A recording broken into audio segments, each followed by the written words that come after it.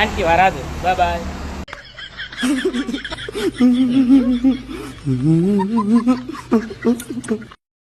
மாப்பிளைக்கு என்ன போடுறீங்க?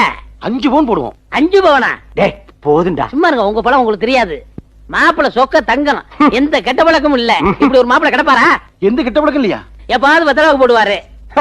வெத்தலவாக்கு மட்டும் தானா? எப்பவும் போட மாட்டாரு. எப்பாவது சிகரெட் குடிக்கும் போது போடுவாரு. சிகரெட் குடிப்பாரா?